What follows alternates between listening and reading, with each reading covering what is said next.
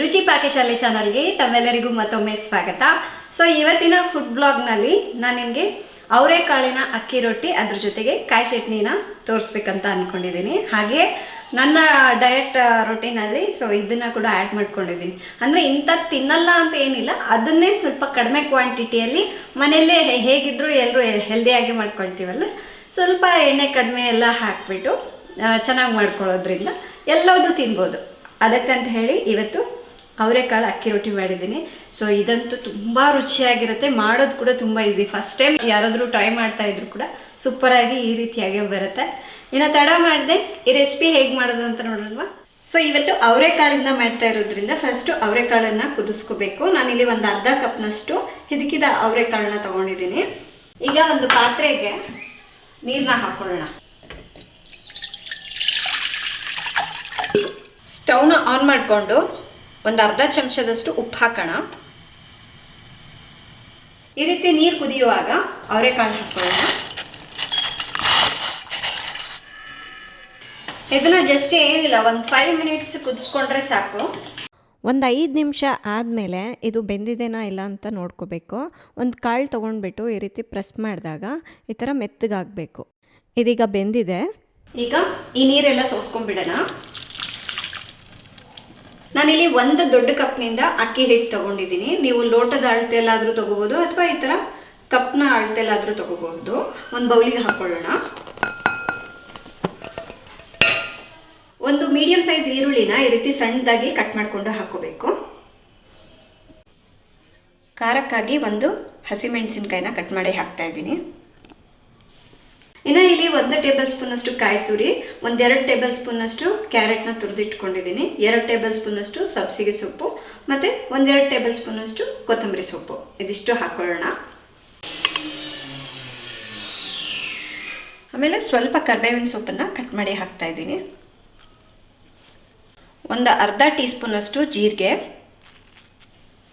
ರುಚಿಗೆ ತಕ್ಕಷ್ಟು ಉಪ್ಪು, 1 ಟೇಬಲ್ ಸ್ಪೂನಷ್ಟು ಎಣ್ಣೆ ಹಾಕ್ತಾ ಇದ್ದೀನಿ. ಕುದಿಸಿರೋ ಅವರೆಕಾಳನ್ನ ಕೂಡ ಹಾಕೊಳ್ಳೋಣ. ಇದೆಲ್ಲದೂ ಒಂದ್ಸಲ ಮಿಕ್ಸ್ ಮಾಡ್ಕೊಂಡ್ಬಿಡೋಣ.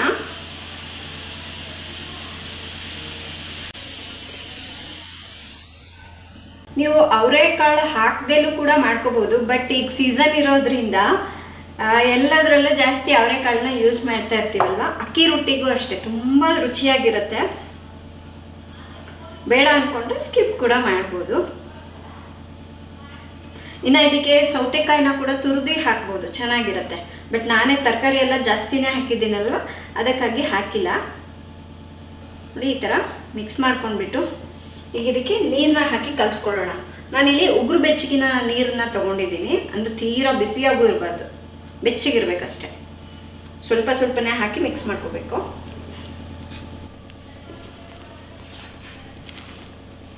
ಫ್ರೆಂಡ್ಸ್, ಇದಕ್ಕೆ ಬೇಕು ಅಂದರೆ ಸೌತೆಕಾಯಿನ ಕೂಡ ತುರಿದು ಹಾಕ್ಕೋಬಹುದು.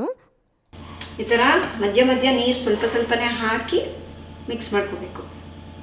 ತೀರಾ ನೀರು ಜಾಸ್ತಿ ಆಯ್ತಂದರೆ ಸ್ವಲ್ಪ ಅಕ್ಕಿ ಇಟ್ಟು ಮಿಕ್ಸ್ ಮಾಡಿಕೊಂಡ್ರೆ ಆಗುತ್ತೆ. ನಾನಿಲ್ಲಿ ತಗೊಂಡಿರೋ ಕ್ವಾಂಟಿಟಿ ಇದೆ ಅಲ್ವಾ, ಆರಾಮಾಗಿ 3 ಜನರು ತಿನ್ನಬಹುದು.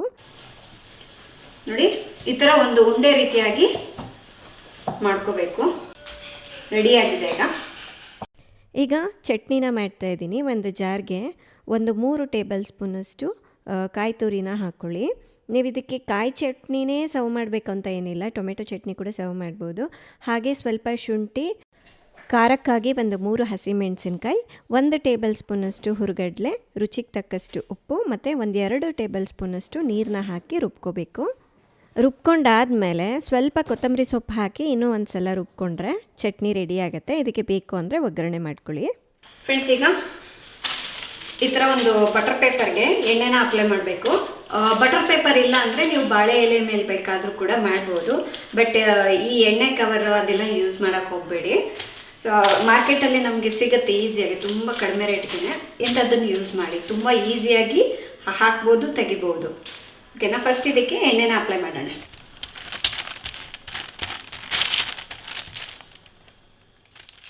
ನೋಡಿ, ಈ ಥರ ಒಂದು ಉಂಡೆ ತಗೊಂಡಿದ್ದೀನಿ. ಈಗ ಕೈಯಿಂದಲೇ ಒತ್ಕೊಂಡ್ಬಿಡೋಣ. ಜಸ್ಟ್ ಈ ಥರ ತಿರುಗಿಸ್ಕೊಳ್ತಾ ಕೈಯಿಂದ ಒತ್ಕೊಂಡ್ರೆ ಆಯಿತು. ಆ್ಯಂಡ್ ಇದು ಅಕ್ಕಿ ಹಿಟ್ಟು ಸ್ವಲ್ಪ ಕಲರ್ ಚೇಂಜ್ ಆಗಿದೆ. ಏನಂದರೆ ರಾಗಿ ಹಿಟ್ಟು ಮೇಲೆ ಬಿಸ್ಕೊಂಬಂದ್ಬಿಟ್ಟಿದ್ದಾರೆ, ಹಾಗಾಗಿ ಸ್ವಲ್ಪ ಕಲರ್ ಚೇಂಜ್ ಇದೆ.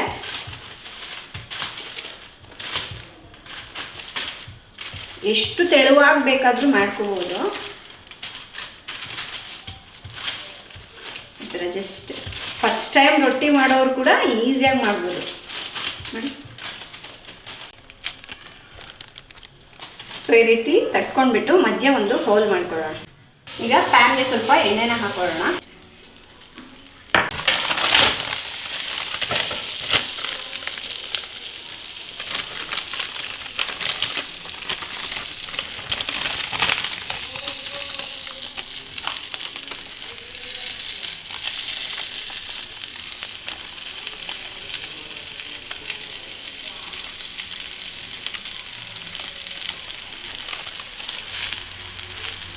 ಈಗ 1 ನಿಮಿಷ ಆಗಿದೆ. ನಿಧಾನಕ್ಕೆ ಇದನ್ನು ತಿರುವು ಹಾಕೊಳ್ಳೋಣ. 2 ಸೈಡು ಚೆನ್ನಾಗಿ ಬೇಯಿಸ್ಕೋಬೇಕು. ಮತ್ತು ನಾನು ಇದಕ್ಕೆ ಎಣ್ಣೆನೂ ಜಾಸ್ತಿ ಹಾಕಲ್ಲ. ಸೊ ಅದೇನು ಹಾಕಿದ್ ನೋಡಿ ಫ್ರೈಗೆ ಅಷ್ಟೇ. ಅದಾಗೋದ್ರೊಳಗಡೆ ಇನ್ನೊಂದು ರೆಡಿ ಮಾಡ್ಕೋಬೋದು. ಮತ್ತು ಸ್ವಲ್ಪ ಎಣ್ಣೆನ ಹಾಕ್ಕೊಂಡು ಈ ಥರ ಎಲ್ಲ ಕಡೆನೂ ಅಪ್ಲೈ ಮಾಡಬೇಕು. ಈ ಥರ ಉಂಡೆನ ತಗೊಂಡು ಸೇಮ್ ಮತ್ತೆ ಲಟ್ಸ್ಕೋಬೇಕು.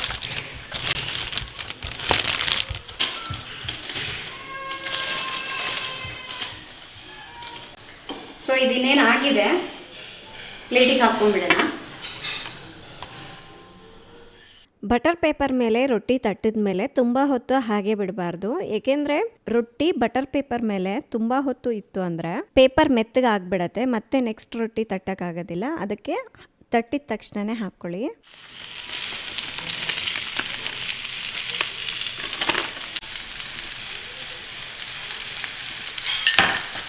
ಫ್ರೆಂಡ್ಸ್, ಎಷ್ಟು ಸಖತ್ತಾಗಿದೆ ಗೊತ್ತಾ ಅರೋಮಾ. ನನಗೆ ಮೊದಲೆಲ್ಲ ಅಕ್ಕಿ ರೊಟ್ಟಿ ಅಷ್ಟಾಗಿ ಇಷ್ಟಪಟ್ಟು ತಿಂತಾನೇ ಇರಲಿಲ್ಲ. ಬಟ್ ನಾನು ಮಾಡಿಕೊಂಡು ತಿಂದಾಗಿದ್ದ ನಾನು ತುಂಬ ಇಷ್ಟಪಟ್ಟು ತಿಂತಾಯಿದ್ದೀನಿ. ಅದು ಹಂಗೆ ಕೆಲವೊಂದು ಅಡುಗೆಗಳಿರುತ್ತಲ್ಲ, ನಾವೇ ಓನಾಗಿ ಮಾಡ್ಕೊಂಡಿರ್ತೀವಿ ನೋಡಿ. ಈಗ ಕೆಲವೊಂದು ನಾನ್ ವೆಜ್ ಅಡುಗೆಗಳು ಅದೆಲ್ಲ ಕೆಲವೊಂದು ನಾನು ಮಾಡ್ಕೊಂಡು ತಿಂದ್ರೆ ಸಮಾಧಾನ ಆಗುತ್ತೆ. ಅದರಲ್ಲಿ ಅಕ್ಕಿ ರೊಟ್ಟಿ ಕೂಡ ಒಂದು.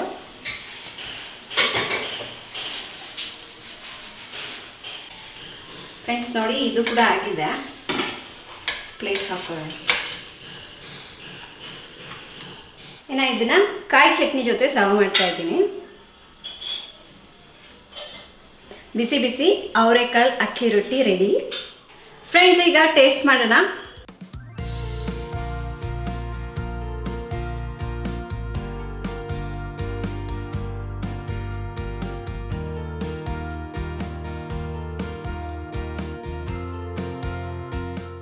ತುಂಬ ಸಕ್ಕತ್ತಾಗಿದೆ.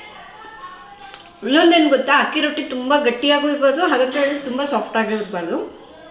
ಒಳಗೆಲ್ಲ ಸಾಫ್ಟಾಗಿರಬೇಕು, ಮೇಲೆಲ್ಲ ಸ್ವಲ್ಪ ಕ್ರಿಸ್ಪಿಯಾಗಿರಬೇಕು. ಆವಾಗಲೇ ತಿನ್ನುವಾಗ ತುಂಬ ರುಚಿಯಾಗಿರುತ್ತೆ. ಹೆಂಗೆ ತಿಂತಾಯಿದ್ರೆ ಎಷ್ಟು ತಿಂತಾಯಿದ್ದೀವಿ ಅನ್ನೋದು ಗೊತ್ತಾಗಲ್ಲ ನೋಡಿ. ಆ್ಯಂಡ್ ಇದನ್ನು ಕಾಯಿ ಚಟ್ನಿ ಜೊತೆ ಸರ್ವ್ ಮಾಡಿದ್ದೀನಿ. ನೀವು ಬೇಕು ಅಂದರೆ ಈರುಳ್ಳಿ ಚಟ್ನಿ ಅಥವಾ ಟೊಮೆಟೊ ಚಟ್ನಿ ಜೊತೆನೂ ಸರ್ವ್ ಮಾಡ್ಬೋದು. ಸೂಪರ್ ಆಗಿರೋದು ಕಾಂಬಿನೇಷನ್. ಸೊ ನೋಡಿದ್ರಲ್ವಾ, ಇವತ್ತಿನ ಈ 2 ರೆಸಿಪಿ ತಮ್ಮೆಲ್ಲರಿಗೂ ಇಷ್ಟ ಆಗಿದೆ ಅಂದ್ಕೊಳ್ತಾ ಇದ್ದೀನಿ. ಇಷ್ಟ ಆದರೆ ಲೈಕ್ ಮಾಡಿ, ಶೇರ್ ಮಾಡಿ.